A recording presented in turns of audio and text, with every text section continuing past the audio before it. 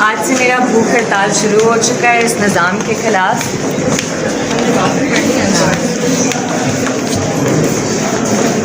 नहीं, और मुझसे कोई भी सवाल नहीं पूछे गए, रिमांड लेकर एक भी सवाल नहीं पूछा गया।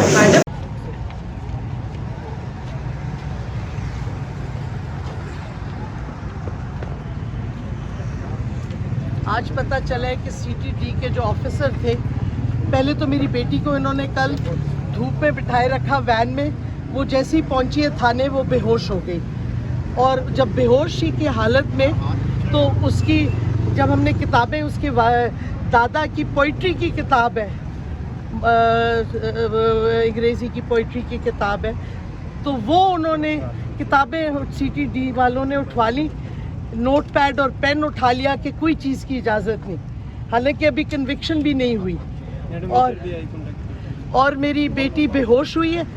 उसके बाद उसको उन्होंने सेल में बंद कर दिया, कोई फर्स्ट एड नहीं मिली। फिर उस जब आधी होश में आई तो उसने कहा मुझे डॉक्टर को तो बुलवा दें। उसके बाद वो होश में आई हैं और वो कहती हैं कि ना कोई गुसल खाना इस्तेमाल के काबिल है ना कुछ, और मेरी बेटी को कोई हेल्थ प्रॉब्लम्स थोड़े बहुत तो हैं। और आज उन्होंने इसी वास्ते फिर कोई रिफ्यूज़ कर दिया कुछ खाने से, लेकिन अब हमने पर्सुएड किया है कि अपनी सेहत का ख्याल रखें, क्योंकि दुश्मन तो चाहता है कि सेहत ख़राब हो या कोई ऐसा फेटल हो जाए मेरी बेटी की। मुझे सख्त फ़िक्र है अपनी बेटी की जान की, मुझे सख्त फ़िक्र है। और मैं समझती हूँ कि हर बंदे को आवाज़ उठानी चाहिए। ह्यूमन राइट्स डिफेंडर हैं, केसेस उनके पास हैं ह्यूमन राइट्स के जो और कोई लेता भी नहीं है, और मुझे उसका जान का ख़तरा है हवालात में। इस वास्ते मुझे उम्मीद है कि उसको बेल मिलनी चाहिए और मिल जाएगी।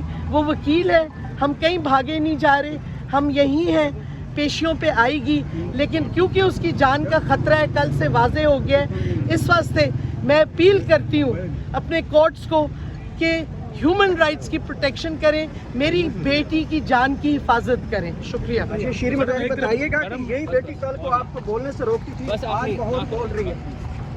मैडम, एक तरफ आपने सियासत को खैराबाद कह दिया, दूसरी तरफ आपकी बेटी ने एक्सट्रीम लाइन इस वक्त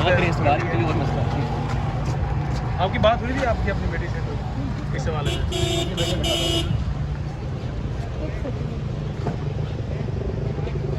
जी वेयर आर यू उसामा?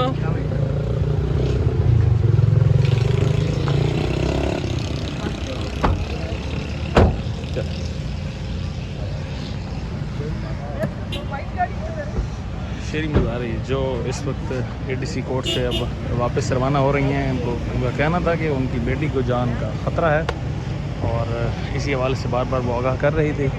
और कहा जा रहा है कि उनकी बेटी को खुराक भी अच्छी मुहैया नहीं की जा रही, सोने का निज़ाम भी बेहतर नहीं है, फैसिलिटीज़ प्रोवाइड की जाए।